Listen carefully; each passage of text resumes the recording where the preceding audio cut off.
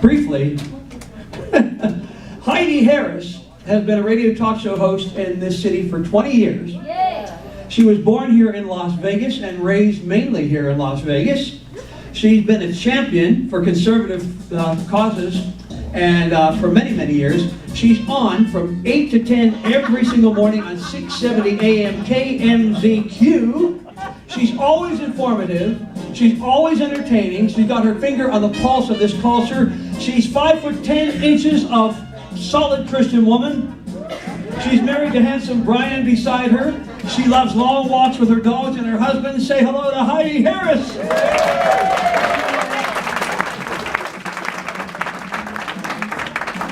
And I'm old enough to remember this music, which is great. How are ya? This is so fun. How are you guys?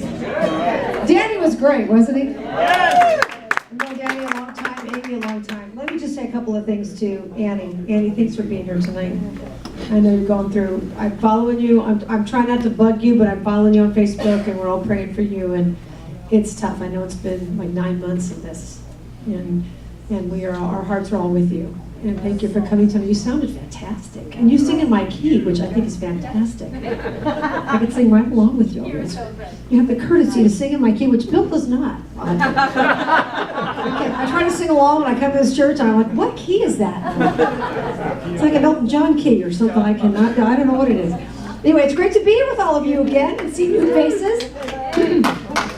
I want to give some credit to these young men over here. You guys are amazing. You knew all the words that Annie was singing to all these patriotic songs. You're sitting there so politely. Is that your dad? You look just like him. Exactly, both of you, exactly like rubber stamps of your dad. Anyway, you guys are so polite. You're so amazing. There's hope for the next generation. Huh? I can't sit still that long, and they're just sitting there so polite and just so engaged with what's going on. Good job, parents. Their parents are both, if I could say this, because I'm the piano teacher for these Oh. little young men. Their parents are both from Russia, respectively, Moscow and former Soviet Socialist Russia. Oh, got it, okay. Met in the Baptist Church of Russia, Russian Baptist Wow. in that organization, in San Francisco. Oh, that's amazing. Her father was a pastor. Was your dad a pastor as well? In Russia? No. But yours was a pastor, and so they love America, they love Jesus, and that's great. They raise their voice. Yeah, could you teach some more Americans how to raise their kids? Yes. Could you some help?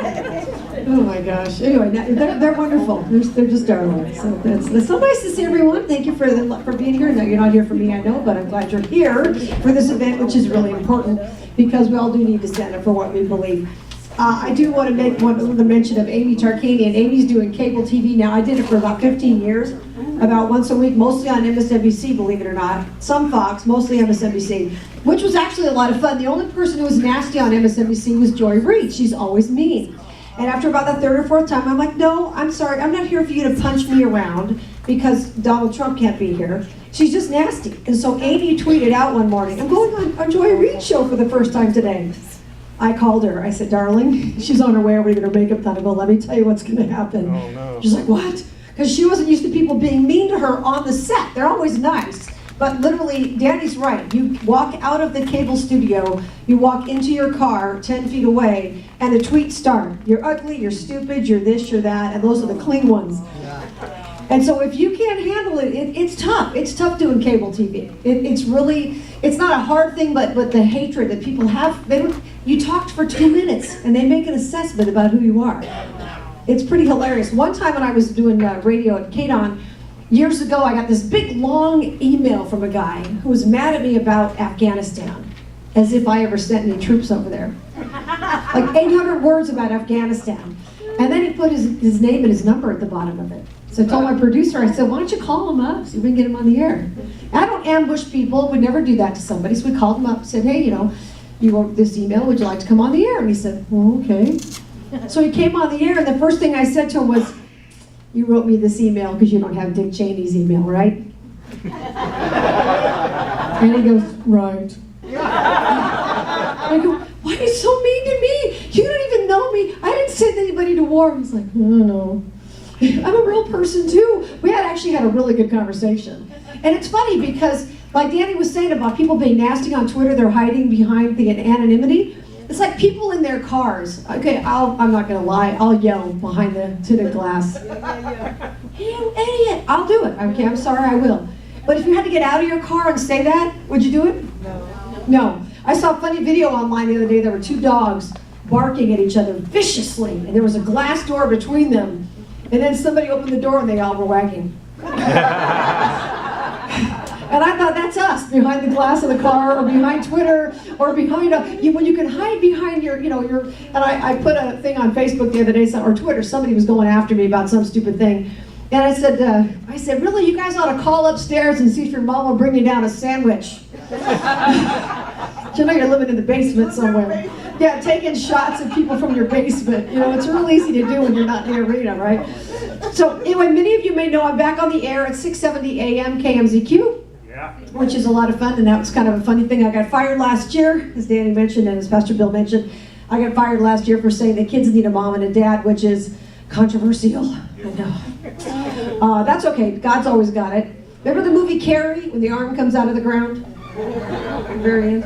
Every time my detractors try to bury me, God has other plans. He just does. I was fine just sitting home and driving him crazy. But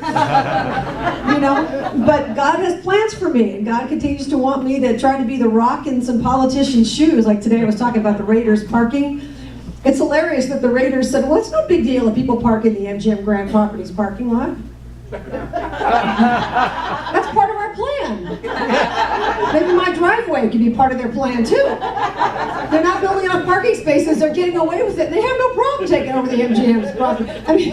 So that's the kind of stuff that I like to poke fun at. You can't make it up sometimes. So it was great to have Trump in town over the weekend, and he was saying some very nice things about the various politicians, and he was making some good comments about what's going on in the nation. We're very happy, of course, with what's going on with the economy. That's a big deal. And bottom line, you have to be proud of what you do, and you have to stand up for what you do. Like Danny was saying, when you're running for election or anything like that, you have to run it with integrity. And something that a lot of people, I know Danny mentioned, but I don't want to gloss over it. You may not know that you can say anything in political advertising, virtually anything, and it doesn't necessarily have to be true.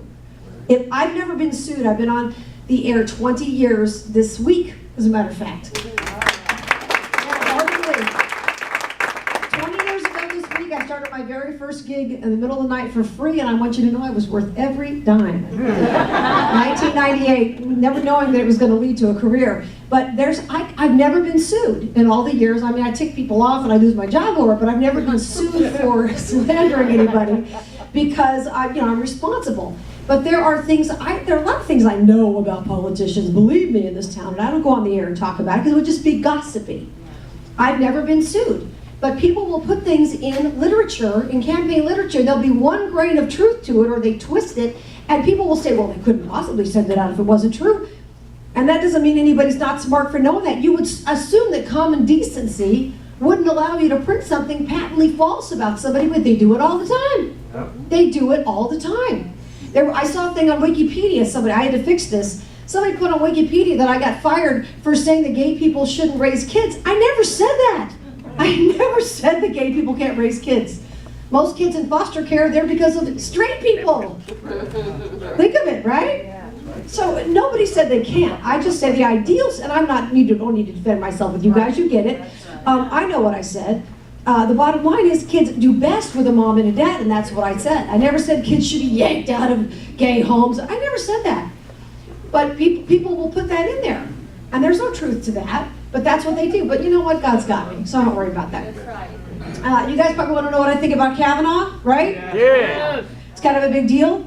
Yeah. And I got to tell you, as a woman, I have a different attitude than a lot of people because I don't have a lot of patience with women coming out of nowhere after 35 years and making accusations that a man can't defend. And, left or right, whether it's true or not, and I don't think it is, but how can a man possibly defend something that happened 35 years ago, she says, at a drunken party that she can't even name where it was? She didn't even know. And it's got to be terrifying to you men. We're not even talking about an alleged sexual assault. We're talking about something that happened supposedly in some room where there's no evidence, no blue dress, no nothing. Nothing. And she's accusing this man and she's trying to destroy him. And where does a man go to get his reputation back? Google forever will say he was accused of this. This is scary. And this is the Me Too thing taken to the extreme of beating men over the head. There are plenty of women who are sexually assaulted and nobody ever finds out about it. And that's not right. But here's the thing. If you have something like this happen to you, you have to report it right away. And if you don't, you're not going to be able, thank you. I move around a lot. And if you, I know, so nice. And if you don't report it right away, you're going to have to shut up because you can't prove it. That doesn't mean it didn't happen. How do I know this? Because it happened to me. Much worse than happened to her when I was in high school, okay? I could name the guy. I can tell you his name. He still lives here. All right? But the thing is, I can't prove it. I can tell you what I was wearing. I can tell you where I was. I can tell you what happened.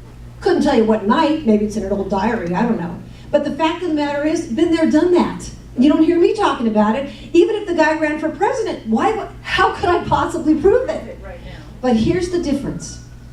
I found out years later that this particular guy in my case did this to a bunch of other girls at my school. Now, we didn't talk about this. I graduated in 1980. Nobody talked about this then. I mean, there must have been these kind of attacks. I know, been there. But nobody talked about it. So we know he had a pattern. And I only heard about this a couple of years later from somebody who said he'd done this to a bunch of other girls. If I'd known that, I wouldn't have gone out with him. I went out with him a couple times. Not after that, of course. Just a couple times, that was it. But the point is, he had a pattern. Brett Kavanaugh, they've looked into his life. I mean, can anybody come out as clean as Brett Kavanaugh for the last 35 years? No. You got nobody who says anything bad about you? This guy's got people from high school saying how great he is. When they were testifying at the trial, at the hearing, there were people who were Hillary supporters, Obama supporters, who love him, who say he's a great guy, who say he treats women respectfully. Nobody in 35 years has come out with one thing about this. Guys like this are perpetrators forever. They do this one time, they get away with it. Weinstein, anybody? Bill Cosby, anybody? Bill Clinton, anybody? Yeah. Right? Yes. They have a pattern. Kevin Spacey, we need to get on the list of people who've been accused and have multiple victims.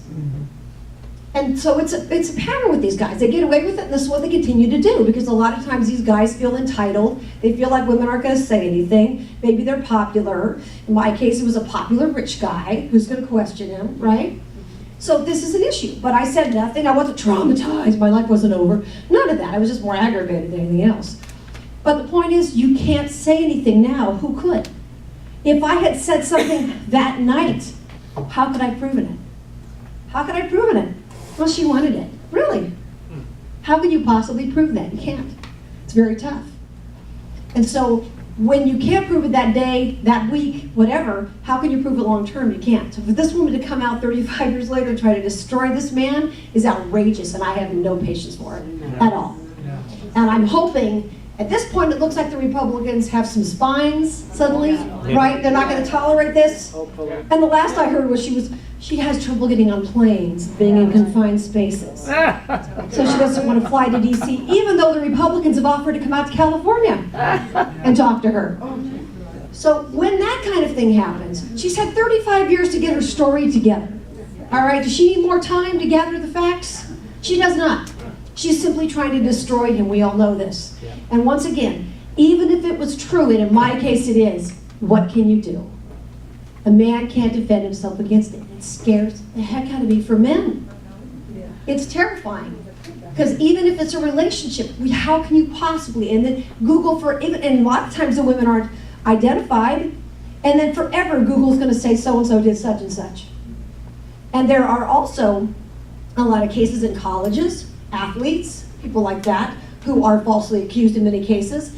And here's the scary thing. I was talking to a lawyer about this the other day who specializes in all this Title IX stuff, and she was saying that what happens with let's say, for example, you're a young man, you go to college, get out of college, you go to law school, you pass the bar, you have to pass what's called character and fitness. There's a little committee that takes a look at whether or not you are some of you may know that, but you have to pass character and fitness. Well, character and fitness will ask you if you've ever been investigated, even investigated for sexual assault, even investigated. So some chick claims that you did something to her, you're exonerated ultimately, but forever that's on your record. How fair is that? Right. It's not fair to the guy, and it's not fair, I mean, if the girl's a genuine victim, fine, but you have to report it right then, and I'll tell you something else. Women have to report it when it actually happens, and have to be willing to testify to benefit the sisterhood. Because when it's an actual legitimate situation, which mine was, nobody talked about it back then. Nobody talked about it. You just didn't. So I don't want to hear nothing from nobody about it. And I'm saying that as a female who's been through it. I just don't want to hear it. It's not fair to him at this point. He can't possibly defend it. There's no evidence of it. It's not, she's looking like an idiot, and now she's complaining that she's getting death threats, which is terrible. She shouldn't get death threats. Neither should he. He's getting them too. And all this craziness, just because, once again, there may come a time, or there's a period of time, where there's a statute of limitations for a reason, because you can't prove things. And in Nevada, just last legislative session, they made the statute of limitations much longer for sexual assault. So you men understand that even if you have a little weekend with some chick, which we don't because we're all Christians and we don't do that,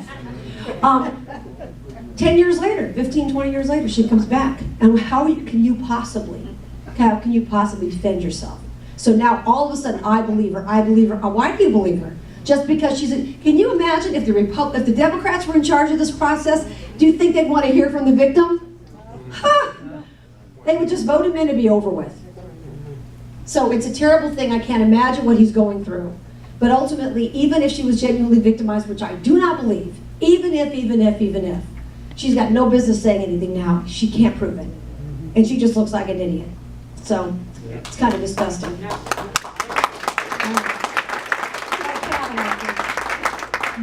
Bill's going to walk me off the stage. He's walking me off the stage. Should I take questions or no? I'll just go. Music. I hear music when I think of you. Okay. Oh, there you go. Yeah. See, I don't sing in your key, but I will dance with you. Yeah. So. Amen.